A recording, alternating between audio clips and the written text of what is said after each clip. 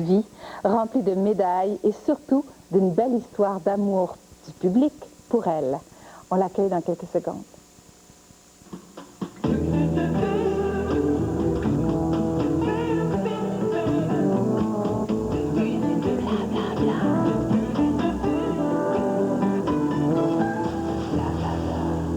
Et nous accueillons Chantal Petitclerc.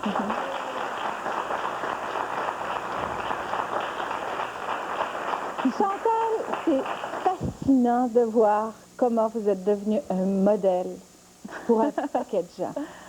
Un modèle, c'est beaucoup de responsabilité. Je veux dire que vous en êtes consciente.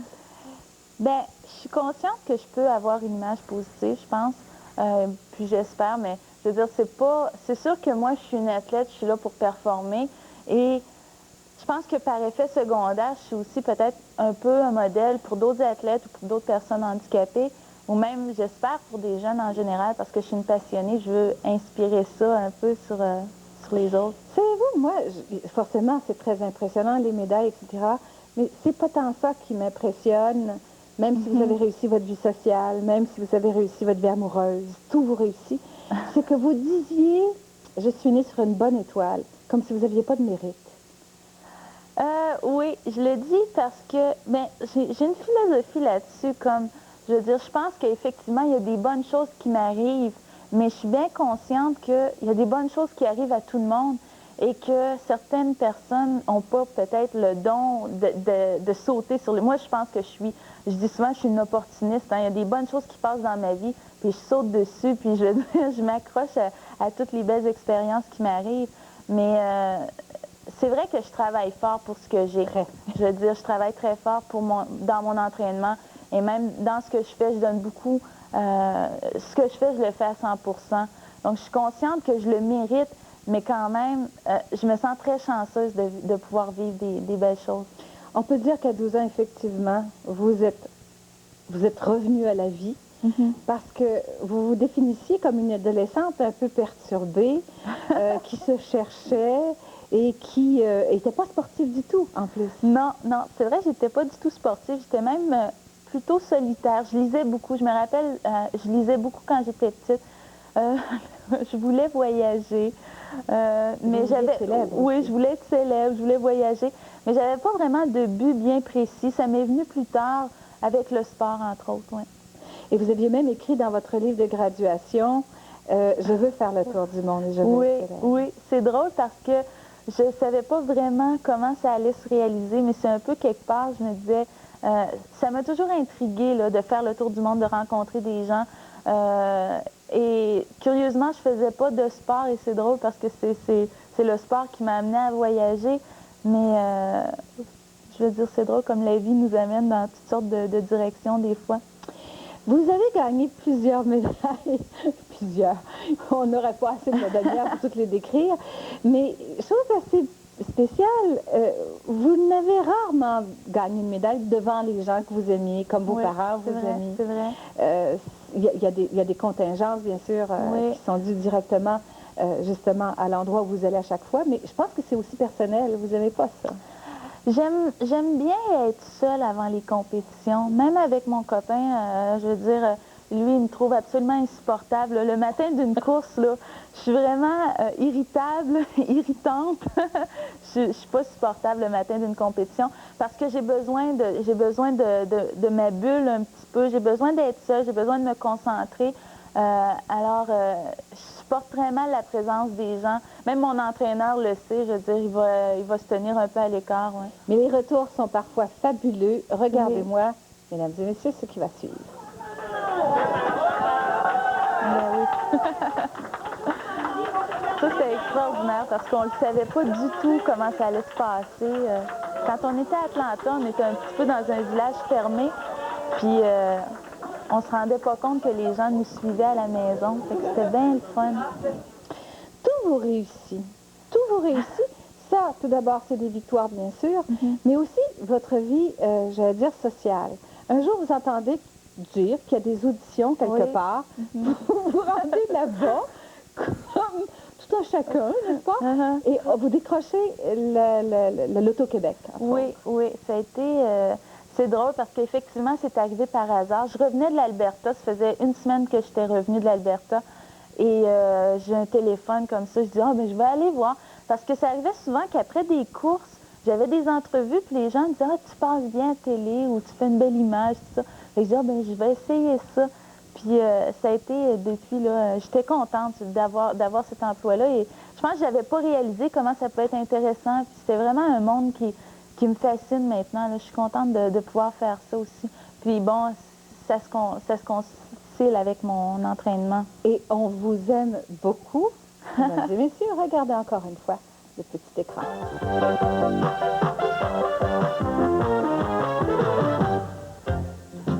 Ah ben oui. Il y a Chantal Petitclerc, l'animatrice, mais il y a aussi Chantal Petitclerc, l'athlète. C'est donc bien fin.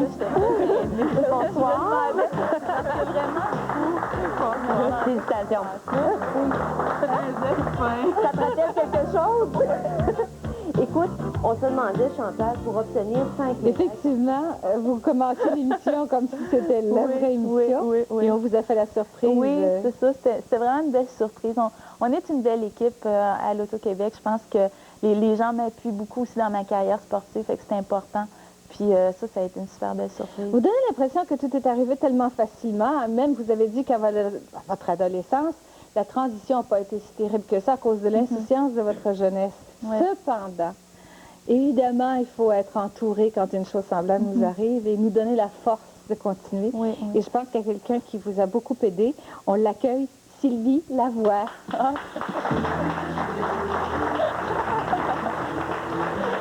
Allô.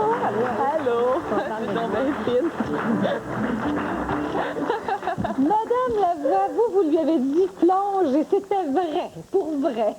Elle a fait de la natation, vous lui avez dit, vous lui avez appris à commencer à s'entraîner. Oui, absolument. Je pensais pas qu'on plongerait si fort, hein, Chantal?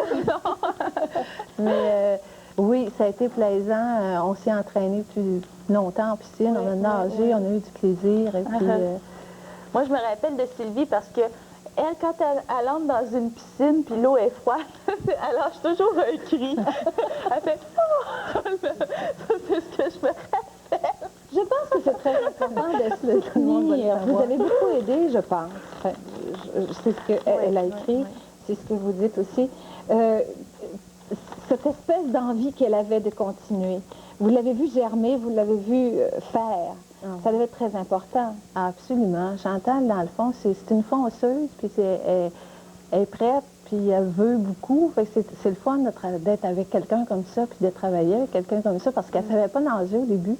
Puis quand moi, je l'avais proposé, je disais, ça te tenterait-tu? On va s'entraîner en piscine, puis arranger ça avec son professeur, puis bon, mettre ça sur pied. Chantal a dit, ah oui, OK, j'embarque. Puis elle n'a pas hésité une minute, puis on a commencé à faire des ballons, puis après ça, on était assez athlètes en piscine. Et vous lui avez dit également que, parce qu'elle vous a dit, un jour, je veux gagner des médailles. Et vous avez dit, oui, c'est possible. Ah oui, un jour, elle m'a dit, moi, c'est une médaille d'or que je veux, puis j'ai répondu, je suis persuadée qu'un jour, tu vas avoir une médaille d'or. J'étais sûre et certaine, mais ça se pouvait pas qu'on n'en ait pas. Ça donne des villes comme Boston, Los Angeles, Sydney, Berlin, Atlanta, Osaka, Oita, Barcelone, Tampa, Stuttgart, et j'en passe, et autant de victoires. Oui. Il y en a beaucoup qui te doivent, bien sûr, cette espèce de flamme que tu as dans les yeux. Mais il y en a beaucoup aussi qui sont très fiers, particulièrement ton entraîneur. Et pas n'importe lequel, ton premier entraîneur, M. Pierre Pomerleau, que voici!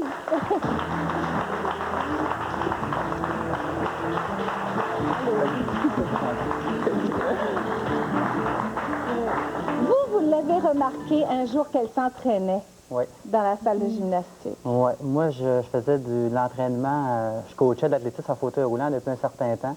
Et je travaille au centre François Charon où Chantal s'entraînait dans la salle de conditionnement physique. Puis c'est là que j'ai proposé, j'ai dit, tu n'auras pas besoin d'un challenge un peu plus important. Peut-être athlétisme, ça répondrait plus à tes besoins. Ouais. Et effectivement, elle a embarqué. Et là, vous l'avez fait compétitionner, mais pas sur n'importe quoi.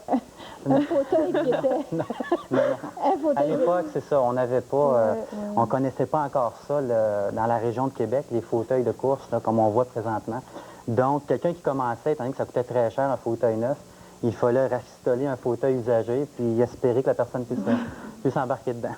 En 89, vous l'envoyez faire la clinique provinciale d'entraînement à Sherbrooke. Oui, c'était une clinique qui se donnait à l'échelle nationale. C'était commandité par la compagnie Naboc, je pense.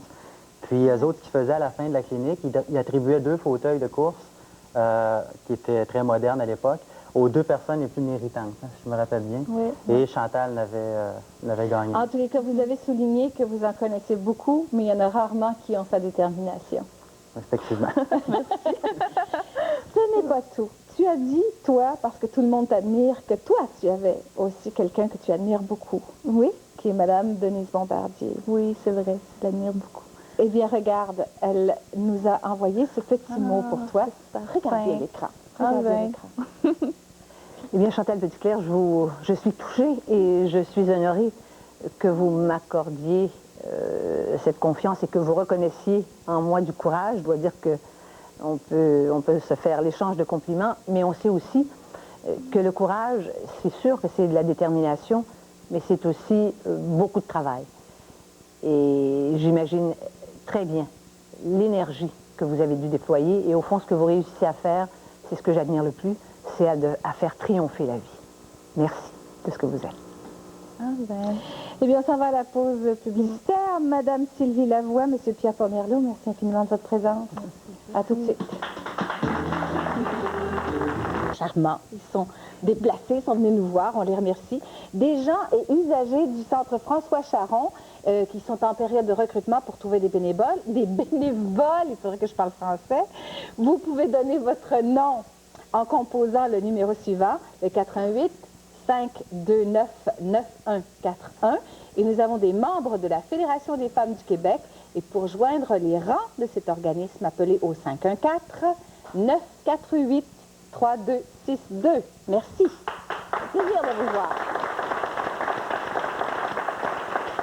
Nous sommes toujours avec Chantal Petitclerc qui nous a dit ceci. Moi, j'aime les petits chapeaux rigolos. Oui, c'est vrai. Ah oui, moi j'en achète des tonnes.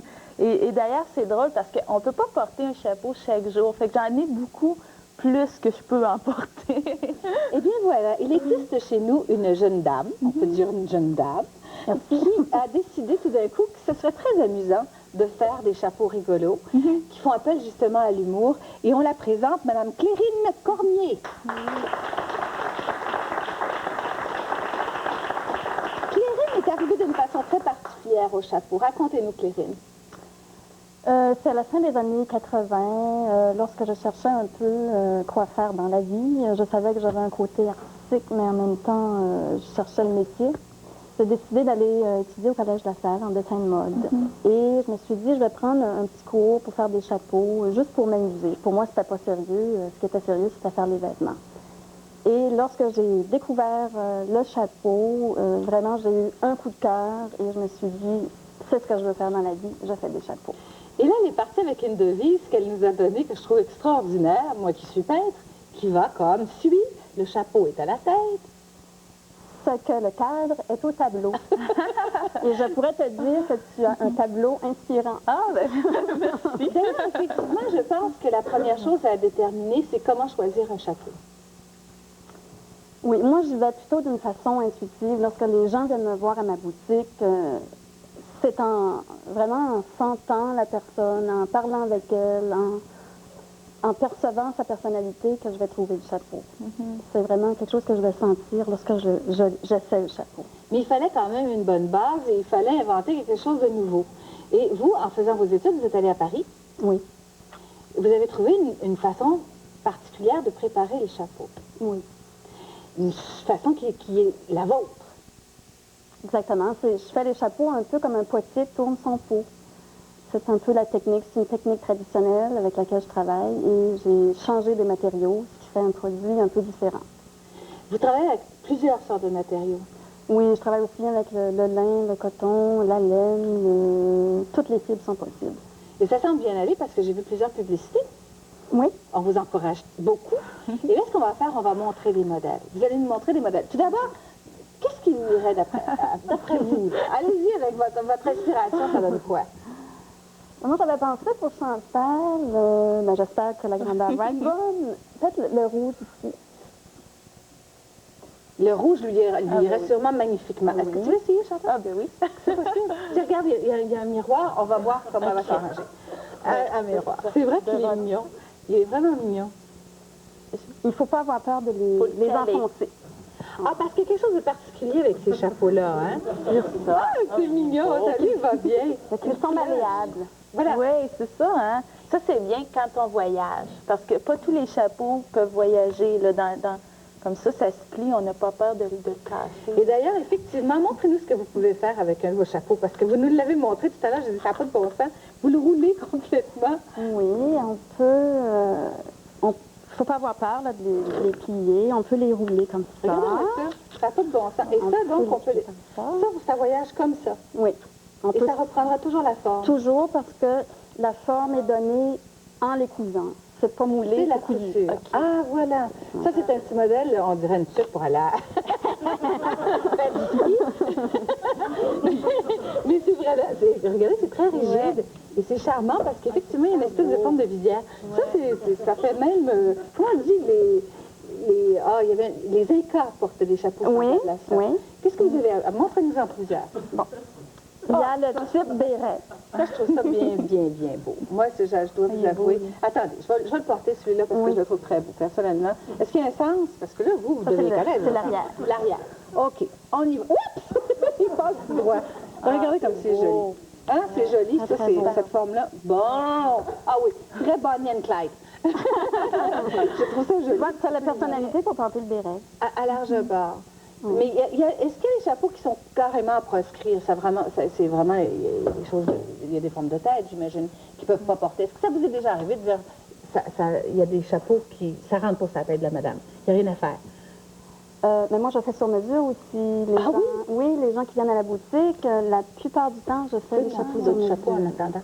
Allez-y, expliquez-nous, mais on va montrer d'autres chapeaux en attendant. Et je fais ça, je prends des commandes spéciales pour les gens qui veulent des choses vraiment particulières, je le fais. Quelle a été votre commande la plus extraordinaire, la plus amusante? La plus amusante, c'était pour un musicien qui voulait un haut de forme vraiment très exagéré. J'ai fait un chapeau à peu près cadeau, avec un très large barre, et ça a été un peu très caricatural, je dirais. Est-ce qu'on peut dire que vos chapeaux peuvent se porter autant... On va lui en faire essayer. Ah, ben oui. Mais c'est celui-ci, j'avais l'essayer. Ah, ben oui. Ah ouais? L'essayer. Est-ce que vous pouvez dire que vos chapeaux peuvent se porter autant l'hiver que l'été? Oh, mais ça lui, tout lui va bien. Tout lui va bien. Ça n'a pas de bon sens. C'est extraordinaire. C'est cute. Oui. L'hiver que l'été? Mais ces chapeaux-là, c'est ma collection automne-hiver, mais je fais aussi des collections printemps, été. Vous voulez en voir d'autres? Oh oui, bien sûr. Il y a le tout noir qui est vraiment... Mais ça, je sais pas si... Vous me l'avez fait essayer tout à l'heure, vous m'avez dit que c'était pas pire. Non, c'est pas celui-ci. Regardez comme il est beau. Je devrais l'essayer, celui-là aussi. Je trouve ça tellement beau. Ah oui, j'ai essayé ça tout à l'heure. Tout le monde m'a dit... Ah oui. Vraiment, celui-ci, là. Ah, ils sont beaux. C'est comme ça que ça se porte? Vous allez me le placer comme il faut. Parce que moi, j'ai une tête comme ça. Ah oui, c'est amusant. C'est vrai que c'est amusant. Et on dirait que c'est du feutre. C'est très bizarre. On dirait que c'est du feutre, mais ça n'en est pas. Non, c'est parce qu'il y a tellement de couture que c'est ce qui donne la rigidité. Voilà. Oui. Ben, vous êtes... que les mignonnes! Que les mignonnes! Vous êtes pignon sur rue? Sur la rue Marianne, 763 rue Marianne. Voilà. Ben écoute, je pense que blablabla et cette dame qui est charmante, qui s'appelle Madame Clérine Cormier, elle est très généreuse parce qu'elle te demande de choisir un chapeau pour aller te promener. En compétition, Mais moi, j'aime beaucoup le rouge, effectivement. Je pense que c'était un bon choix. Bon, oui, de départ. Oui, j'ai une bonne inspiration. Ça veut dire que quand une cliente rentre dans la boutique, il n'y a pas de problème. Oui. Vous savez quoi? Elle peut avoir confiance. Merci beaucoup, Clérine. Merci.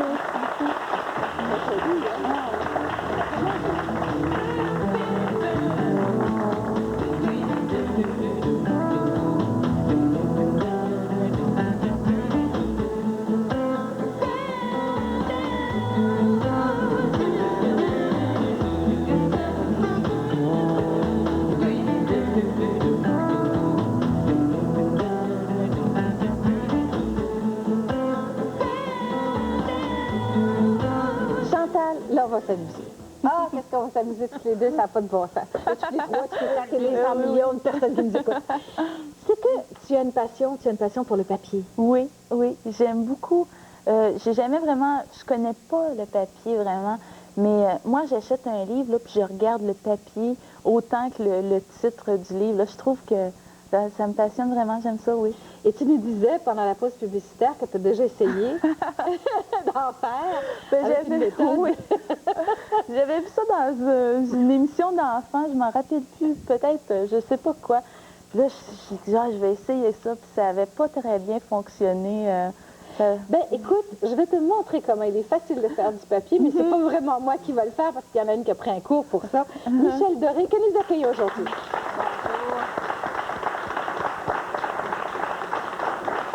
Bonjour Daniel, bonjour Chantal. Bonjour. Alors effectivement, lundi soir, pour toi, j'ai été prendre un cours en accéléré, comment on fait du papier. C'est facile de faire ça chez soi. Facile, bon, en tout cas, on s'entend, mais ça prend tout simplement un endroit où on peut faire un petit peu d'eau. OK? Salle de bain ou bac à, je veux dire, une cuve de lavage. Souvent, bon, dans les maisons, on a ça, une cuve de lavage. Ça prend, après ça, un bac ou un plat assez grand pour rentrer le fameux tamis, parce que c'est un des éléments. Et ça te prend aussi du pelon pour les couturières. Bon, alors, quand on sait ça, on peut commencer. C'est que le papier se fait avec des fibres. Alors, c'est soit, à l'origine, c'est des fibres, ça peut être comme ça, c'est une fibre de rami, mais bon... C'est déjà très joli. Ça, c'est déjà au départ, c'est déjà très joli. En fait, c'est que quand on veut faire ça chez soi, on va dans certains endroits, comme ici à Québec, ça se vend aux copistes du Faubourg. Ça, c'est de la pâte à papier. OK? Ouais. Alors, on prend de la pâte à papier qu'on déchiquette. C'est-à-dire que quand je parle de déchiqueter, c'est on taille des petits morceaux, OK, qui sont à peu près gros comme ça. Et on met tremper ça dans l'eau. Et la proportion, Chantal, c'est simple, 1/3 de tasse de papier comme ça pour 2/3 de tasse d'eau chaude et tu fais tremper. Faut qu'il soit chaud. L'eau est tiède, oui, pour aider, OK? Et après ça, il faut le déchiqueter parce que ton papier, le papier, c'est pour faire des fines lamelles. Alors, pour le déchiqueter, 2 techniques. Soit le maillet de bois pour hacher ton steak, là, ou le maillet de métal, mais encore plus simple, si tu as un blender ou à la maison, alors tu mets le tout au blender, on n'oublie pas, 1/3 de tasse de papier, 2/3 de tasse d'eau, on fout ça au blender, 15 secondes, on regarde. Et là, tu regardes là, ici, l'espèce de pâte que j'ai là, OK? Ça, c'est la pâte à papier.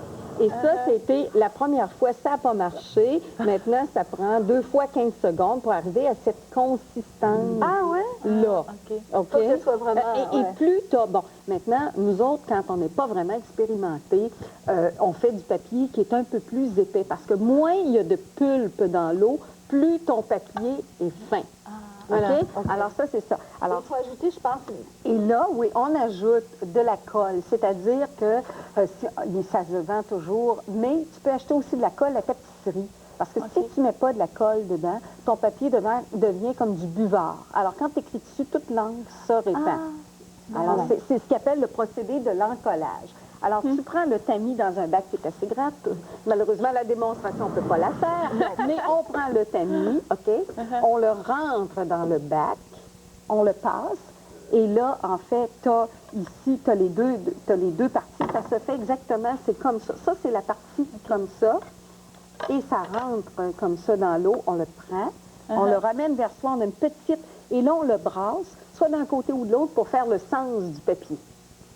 Alors, si tu brasses comme ça, tu as un sens comme ça. Si tu brasses comme ça. Bon. Et il faut que ça soit un peu comme les gâteaux. Les femmes qui sont habituées à faire des gâteaux, tu sais, pas tapoter comme ça, là. Non. C'est juste comme ça ou comme ça, là. Pour qu'il soit de la bonne épaisseur partout, pour pas qu'il y ait ce qu'on appelle de nuages. Ah bon? OK? Il peut y avoir des nuages. Un coup que ça est fait, OK? Là, c'est là qu'arrive, là, tu l'as laissé égoutter, soit sur ton évier avec des petites baguettes ou sur ton bain ou ta cuve de lavage. Là, tu le mets sur une planche, OK? Et tu le mets entre des pelons. Le pelon, j'en parlais tantôt, tu mets ça, c'est seulement des pelons. C'est des choses, tu sais, pour quand les couturières... Tu mets ça dans les poignets ou dans les collets pour les faire purettes, dans les ceintures. Et là, c'est ce qu'ils appelle coucher le papier. OK? Alors, tu vas déposer ta feuille ici, supposément. Tu la déposes et tu la couches comme ça. Et là, tu mets ton pelon, t'éponges avec une éponge, et là, tu peux, à cette étape-là, si tu veux, incruster ton papier, on appelle ça chiner, mettre des morceaux, soit des fleurs ou différentes choses. Alors, voilà, Chantal, moi, dans mon cours en accéléré, j'ai fait ça. Wow! Alors, c'est moi qui l'ai fait spécialement. Bon, c'est sûr que la technique, quand tu vois, j'ai mis des fleurs ici, et par-dessus, tu rajoutes les grandes barbes ici, que tu vois, c'est du maïs. Et le reste, c'est du papier. Et je crois qu'il faut que les plantes soient... Bon, enfin, ça peut être des plantes sèches, des fleurs, mais ça se travaille moins bien que des fleurs naturelles. Ah oui, des fleurs naturelles. Oui, des fleurs naturelles. C'est assez beau. Et quand c'est entre les deux pelons, comme tantôt, en fait, là, il faut le faire sécher, le papier. Alors, tu prends des épingles à linge, ton papier est entre deux feuilles, tu prends des épingles à linge, tu suspends tout simplement, tu fais une petite corde à linge de papier. Et quand c'est sec, tu démoules le tout. Alors là, tu as du papier. C'est l'idée de la façon dont on fait du C'est simple, là, mais ça m'impressionne beaucoup parce que moi, ça n'avait pas donné ça. Mais moi aussi, je dois te dire que je l'ai fait 2-3 fois. Puis là, madame, en fait, c'est Marielle Pelletier de la Fabrique de papier à Lévis qui m'a montré ça. Mais je te dirais que c'est pas si compliqué que ça. Non. Et tu vois ça, là, Chantal? C'est l'ancêtre du papier. C'est du papyrus qui vient d'Égypte. En fait, cette technique-là a été inventée il y a 4000 ans avant notre ère. Voilà. Ça, c'est vraiment... pas fait de la même façon. Non, c'est des lamelles de papyrus qui sont collées et intercroisées. Voilà. Ça, c'est l'ancêtre. Et voici ce qu'on peut faire. Ah ben oui, parce que ça, c'est maintenant les nouveaux papiers. En fait, la mode des papiers faits main est revenue. C'est un papier succule qui était fait au Mexique. Alors, après ça, avec des teintures, et ça, on n'en parle pas parce que là, on est trop néophytes là-dedans. Mais bon, c'est magnifique. ça, c'est beau. Ça, Regarde-moi c'est un papier de Daphné. Ça aussi, c'est beau. Oh, on dirait des feuilles de tabac. Oui, mais c'est du Daphné. C'est quoi du Daphné? C'est une sorte de bois. C'est une sorte de bois. Parce que ça a été, au début, on faisait du papier surtout avec du coton et des chiffons. Et maintenant, à partir des années 1800, c'était fait avec de la pulpe de bois. Et voici, alors, Chantal, on va te demander, quiz, Qu'est-ce que c'est? Qu'est-ce qu'il y a dedans, le papier? Ben, c'est de l'argent. Ben, exactement, quand même. J'étais là, j'ai dit, Des vieilles pièces. Des vieilles pièces. Qu'on a décidé de déchiqueter. Effectivement. Et ça, là, si tu le trouves, je tombe à terre. Ça, c'est quoi? OK. Est-ce que je peux te donner un indice? S'il vous plaît. Bon, alors, tu peux recycler ça. Tu en portes sûrement. À peu près tout le monde porte de ça. Ouais. Et c'est vieux, donc c'est recyclé, mais c'est battu. Il faut le dire maintenant. C'est des jeans. Des jeans. Ah! C'est des vieux jeans qu'on a coupés, Ah, ouais. morceau par morceau, un pouce par un pouce, puis bon, ils ont mis ça dans un défibreur, parce qu'on ne peut pas faire ça vraiment à la maison, un défibreur. Maintenant, Chantal, j'ai apporté d'autres choses pour toi. Des papiers très spéciaux, parce que les papiers, c'est non seulement des papiers de garde. Quand on fait les premières pages de livres, quand tu dis, bon, c'est le papier oignon, voici du papier poireau. C'est vrai, c'est des poireaux. Ben oui. Mais oui, c'est des papiers poireaux en feuilles. Et regarde ceux-là, Chantal. Qu'est-ce que c'est, tu penses? Ça, c'est du concombre. C'est de la courgette. zucchini. Exactement, t'as bien raison. Du papier zucchini. C'est assez bizarre, hein? Et voici, bon, t'as du papier maïs. Mais est-ce qu'on peut écrire là-dessus? Malheureusement, les imprimeurs ont ces papiers-là plus comme papier de garde ou comme pour faire des œuvres. Tu peux coller une feuille, par exemple, dessus. Exact. Pour faire coller une feuille et ça fait une espèce de fond. C'est ça. Et c'est du maïs, c'est ça. Maïs. Et on voit encore mon poireau, mais c'est là qu'on voit comment. Et ça, c'est une feuille de papier avec des bougainvilliers incrustés dedans. Ah, ben oui. Le bougainvillier qui est tellement beau et qu'on peut avoir maintenant au Québec. Ben oui. C'est nouveau. Alors voilà. Voilà, Ça, c'est tout. Bon. Mais c'est ça. Mais ces gens-là, sachant que c'était pour toi, alors blablabla et le copiste du Faubourg sont heureux de t'offrir, ainsi que Marielle Pelletier de la Fabrique de papier à Lévis, Ça, c'est Marielle Pelletier, c'est ses œuvres. C'est elle qui m'a donné le cours en accéléré. Alors, les magnifiques petites cartes.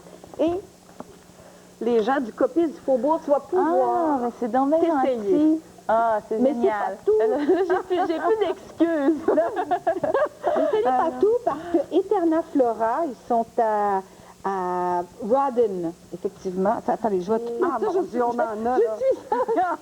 Ils ont également, eux aussi, du papier à t'offrir, mais aussi une petite presse. C'est un kit très spécial où tu peux faire sécher tes fleurs à l'intérieur ou faire des feuilles, effectivement, avec des décorations à l'intérieur. Eterna Flora, oh mon Dieu, quelle merveille, merci infiniment. Oh, que c'est beau, ça. C'est beau, hein? Et Chantal, pour finir, si tu veux absolument faire ton filigrane, là, que tu vois, alors si tu brodes, tu peux broder sur le tamis tes initiales en laiton, et comme ça, tu vas avoir un papier personnalisé. Chantal, petit clair. Ah ben. Michel Doré, merci infiniment. Et nous, on s'en va à un conseil santé avec Mme Michel Boisvert, qui est homéopathe. Voilà. Oh, t'as vu ça?